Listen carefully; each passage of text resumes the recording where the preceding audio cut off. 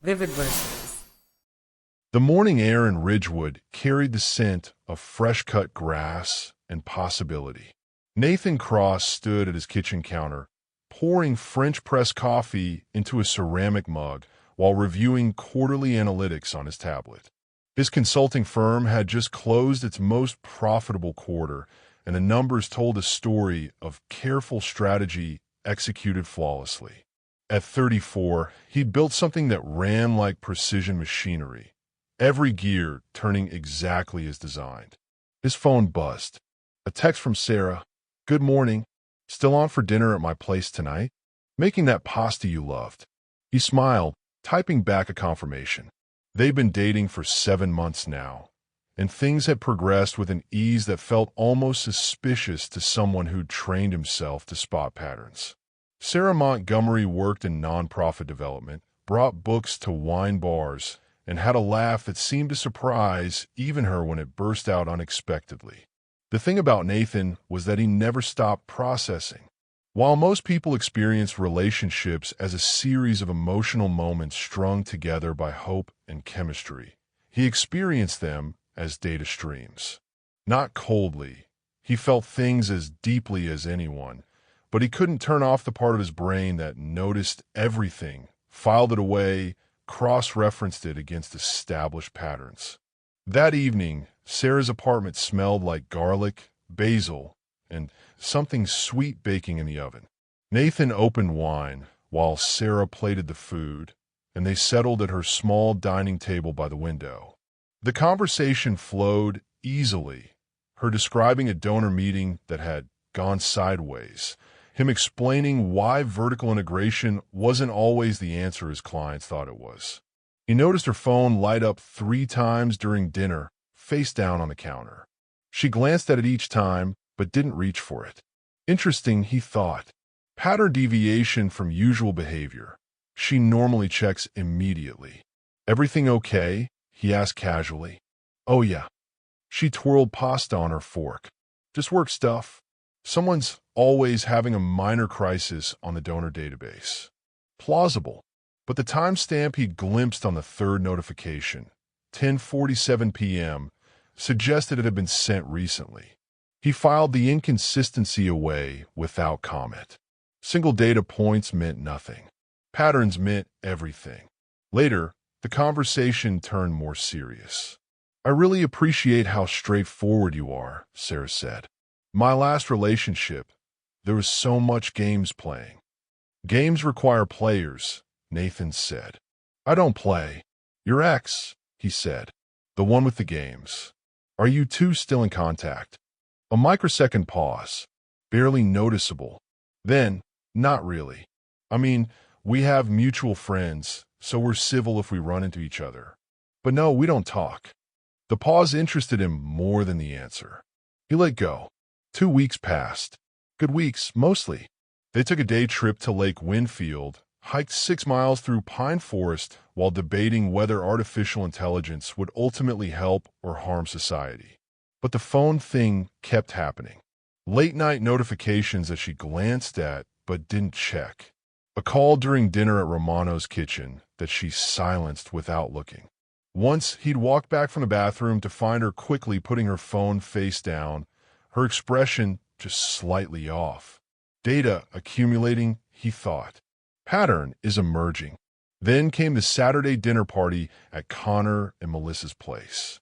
6 people gathered for Melissa's famous chicken piccata. The evening started pleasantly. Good food, better wine, conversation about The Sopranos versus The Wire. Nathan was explaining why narrative structure mattered more than realism when Sarah's phone buzzed on the side table. She glanced at it. Her expression shifted, just for a moment, before she recovered. That wasn't a work expression. That was personal. 20 minutes later, she excused herself to the bathroom, taking her phone with her. She was gone for 6 minutes. When she returned, she seemed lighter, more relaxed.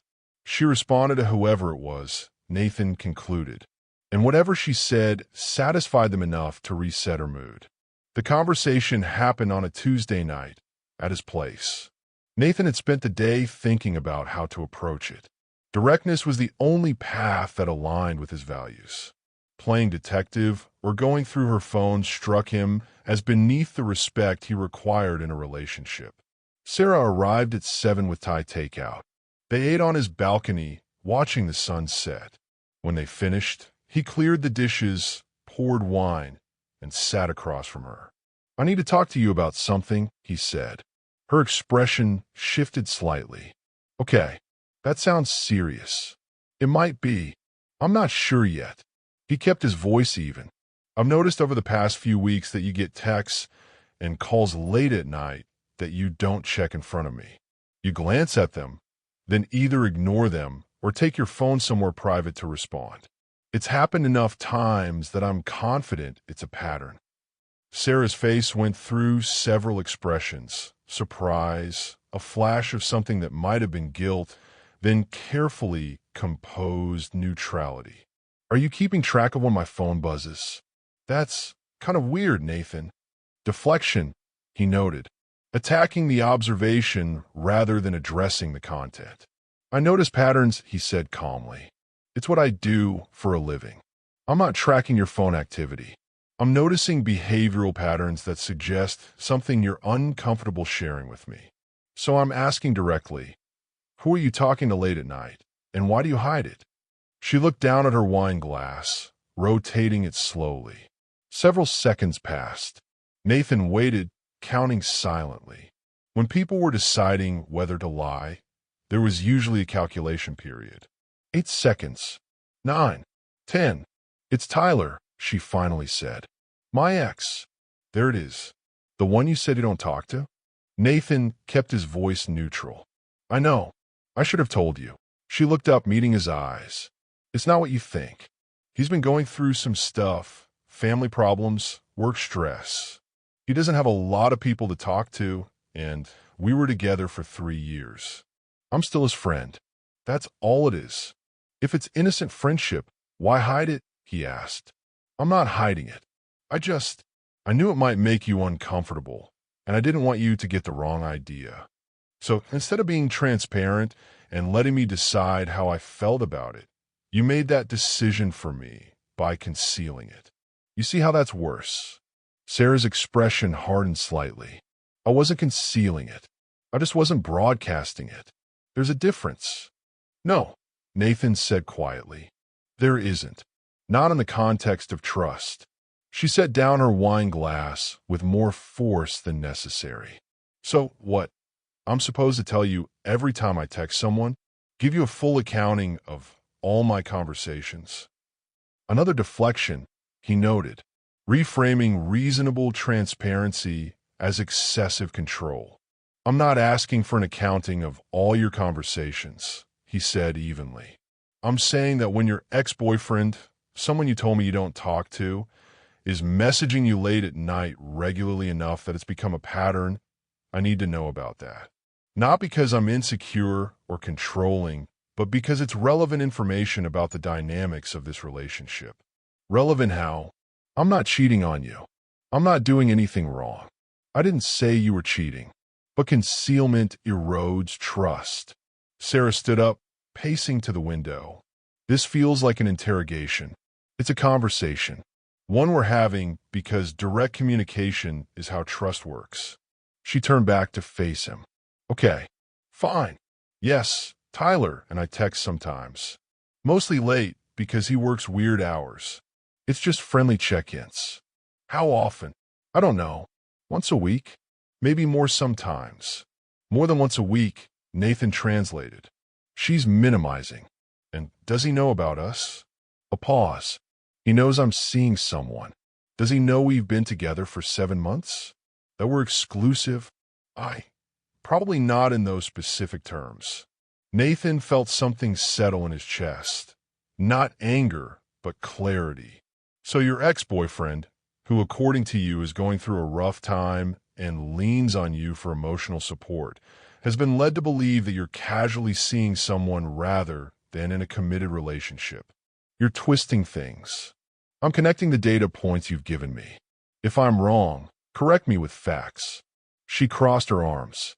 "Tyler and I dated for 3 years. We cared about each other. that doesn't just evaporate. He texts me sometimes when he's struggling because I understand him. That's it. If you can't handle me having a friendship with someone I used to date, that says more about your insecurity than it does about me. There it is, Nathan thought. The deflection becomes accusation. The boundary becomes insecurity. Let me be very clear about something, he said, his voice calm but firm. I don't do insecurity. I don't do jealousy. And I don't do gaslighting. What I do is require transparency and appropriate boundaries. You're in a committed relationship with me. Your ex-boyfriend texting you late at night, when he thinks you're only casually seeing someone, isn't appropriate. Not because I'm insecure, but because it disrespects the relationship we've built. You can't tell me who I can and can't talk to. I'm not telling you anything. I'm explaining what I need to continue this relationship. If you want to maintain an intimate friendship with your ex, that's your choice. But if you choose that, you're also choosing not to be with me. I don't negotiate on this. That's an ultimatum. No, Nathan said quietly. It's a boundary. The difference is that I'm not trying to control your behavior. I'm being transparent about what I'm willing to accept in a relationship. You get to choose what you do with that information. She grabbed her purse. I need to think about this. Take your time. But while you're thinking, understand something. This isn't about me trusting you or not trusting you. This is about you demonstrating that this relationship is a priority by maintaining appropriate boundaries. At the door, she looked back. You know, I really thought you were different. But you're just like every other guy, insecure and controlling. Nathan felt the barb, recognized it for what it was, and let it slide past without impact. If that's what you believe, then you definitely should leave. She did. 3 days of silence followed. On the 4th day, Sarah texted, "Can we talk? I miss you." He called her. "I'm listening. I've been thinking about what you said. You're right. I should have been more transparent. I'm sorry. And I told Tyler that I need to take a step back from our friendship. That it's not appropriate while I'm with you." "Good," Nathan said. "I appreciate that. So we're okay." "We'll see. Actions matter more than words." Things improved for about 2 weeks. Sarah seemed more present, more transparent. She left her phone face up during dinner, didn't disappear to text in private. Then Nathan noticed the Venmo activity. He'd been sending her money for concert tickets when a recent transaction caught his eye. Sarah had sent Tyler $200 3 days earlier. The note said, "For the car stuff." He scrolled back through her public transaction history. 2 weeks earlier, $150 to Tyler, helping out. A month before that, $300 to Tyler, utilities. She's still supporting him financially, he realized. After promising to create distance, he waited 2 more days, observing. Sarah's behavior remained normal, affectionate, present. Nothing about Tyler. Nothing about money. Actively concealing it, he concluded. On Saturday night, they were at his place making dinner together. "I saw something on Venmo the other day," Nathan said conversationally. "You sent Tyler money. 3 separate payments over the past month, including one after we talked about boundaries." Sarah's hand stilled. The silence stretched out. "Oh," she finally said. "Yeah, he had some unexpected expenses." "What kind of expenses?" "His car broke down. He needed help covering the repairs." "Okay, and the previous payments?" "I don't remember exactly. He was short on rent 1 month, I think." Nathan set down the knife, turned to face her. "Sarah, why didn't you tell me about this?" "I didn't think it was a big deal." There's the lie, he thought. You're financially supporting your ex-boyfriend who supposedly you've created distance from. How is that not a big deal? She turned away, rinsing her hands with more focus than the task required. "You made me stop talking to him. I felt guilty. He really is struggling financially. I couldn't just completely cut him off." Nathan felt something cold settle in his chest. "I didn't make you do anything. I told you what I needed to continue our relationship. You agreed to it. But apparently you decided that agreement meant I'll stop texting him, but continue being his financial support system. It's my money, Nathan. I could do what I want with it. Absolutely true, he agreed. But when you're in a committed relationship and you're sending hundreds of dollars to your ex-boyfriend without mentioning it, that becomes a transparency issue. Sarah turned back to face him, her expression hardening. So now I need your permission to spend my own money? Reframing reasonable transparency as control. No, Nathan said patiently. But you need to be honest about significant financial decisions that involve someone who's already been a source of conflict in our relationship. You're being ridiculous. He needed help. I helped him. End of story. Except it's not the end of story. It's part of a pattern. The late-night texts you hid. The friendship you minimized. The conversation about boundaries that you agreed to, but apparently didn't actually intend to honor. And now ongoing financial support that you're trying to characterize as irrelevant. Sarah's face flushed. God, do you hear yourself? You're like tracking my every move, analyzing everything I do. That's not healthy, Nathan. That's obsessive. When someone is losing on substance, they attack the process. I notice patterns, he said calmly, and I communicate directly about what I observe. If that feels like obsessive tracking to you, maybe it's because you're not used to being with someone who pays attention. Wow. Sarah grabbed her purse. You know what? I don't need this. I'm trying to be a good person, trying to help someone who's struggling, and you're turning it into some kind of crime. I thought you were different, but you're just insecure and controlling like everyone else. If that's what you need to believe, he said quietly. I need space to think, she said, heading for the door. Take all the time you need. But Sarah, he waited until she turned back. If the situation were reversed, if I were secretly messaging my ex-girlfriend late at night and sending her hundreds of dollars without telling you, would you consider that acceptable? She didn't answer, just left. Monday afternoon, his sister Claire called. Hey, do you have a minute? I need to talk to you about something. Sure. What's up? Sarah called me yesterday. Nathan set down the client report he'd been reviewing. Did she? Yeah. She said you're being controlling. That you're giving her ultimatums about who she can talk to. That you're tracking her spending. She was pretty upset. What exactly did she say? Claire relayed Sarah's version.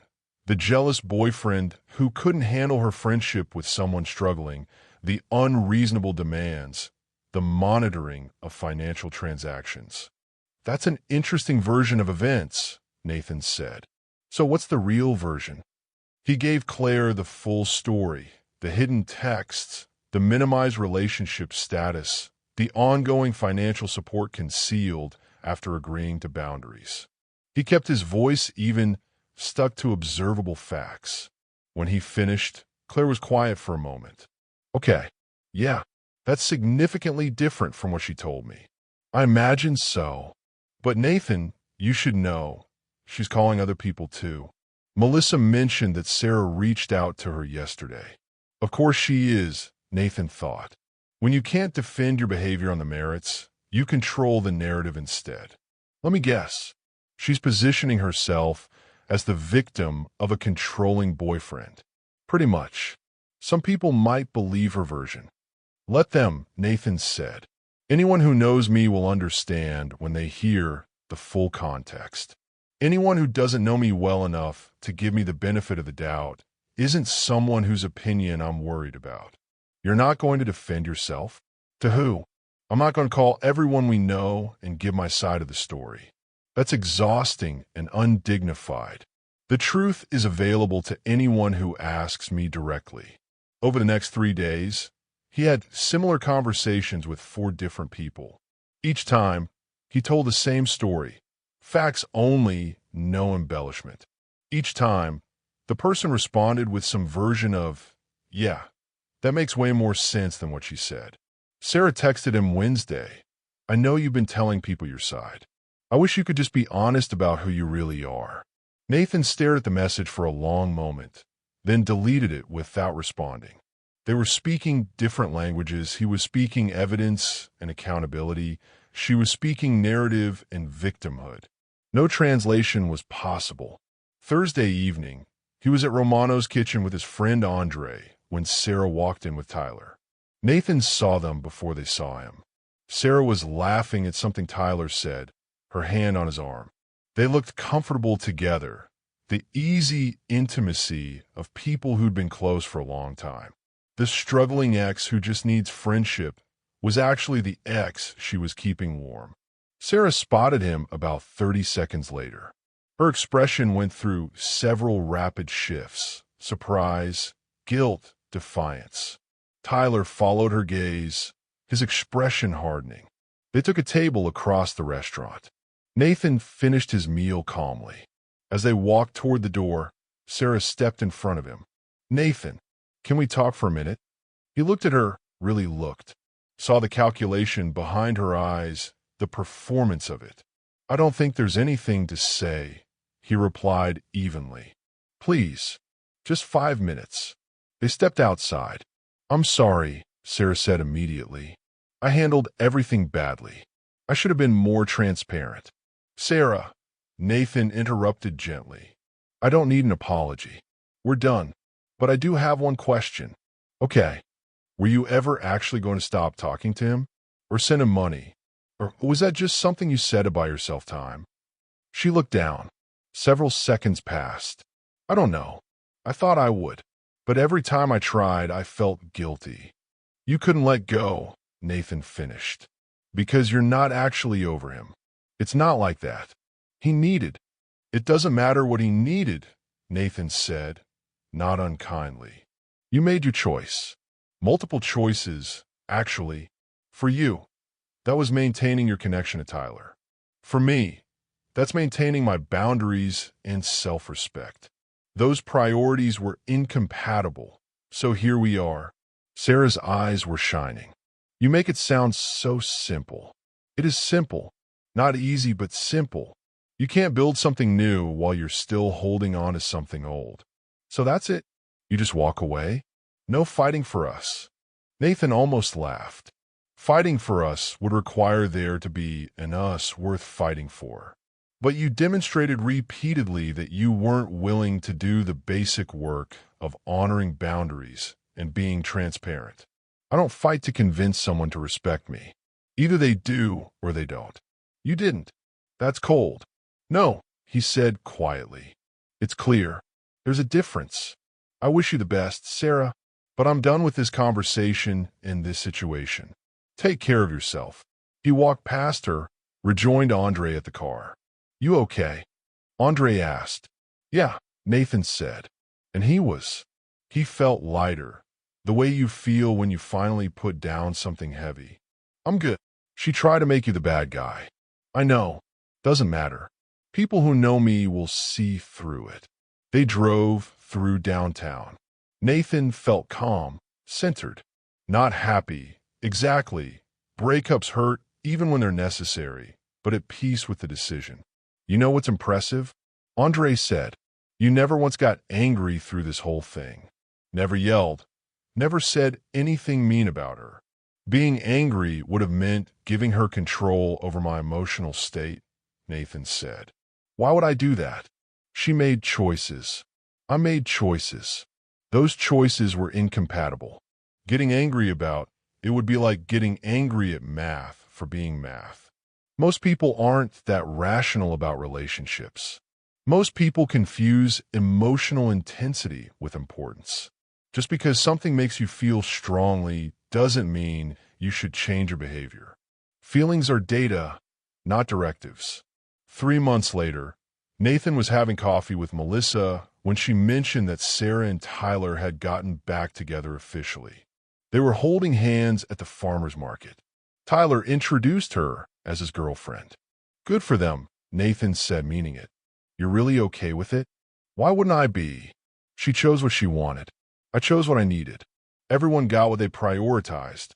Melissa stirred her latte thoughtfully. "When Sarah first started calling people about you being controlling, I'll admit I didn't know what to think.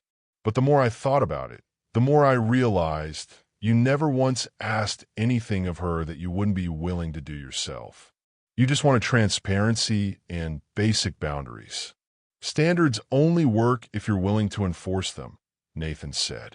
Most people state their standards, but then compromise them when tested because they're afraid of being alone or afraid of being seen as difficult. But compromised standards aren't standards. They're suggestions. They finished their coffee, made plans for dinner the following week. As Nathan walked home, his phone buzzed. A text from an unknown number. "Hi, my name is Rachel. Blake gave me your number. Hope that's okay. He said you're one of the good ones. I'm new to Ridgewood and looking for restaurant recommendations. Want to grab coffee sometime?" Nathan smiled. "Type back. Coffee sounds good. I know a place." Life moved forward. It always did. The key was to move with it while staying true to the things that mattered. Honesty, respect, boundaries, integrity. Not because they guaranteed happiness or success, but because they were non-negotiable. Because principles were the only thing you carried from one chapter of your life to the next unchanged. He pocketed his phone and kept walking, the future unknown but his direction clear. Behind him, the past receded into memory. Ahead, possibility opened like a door. Thanks for listening.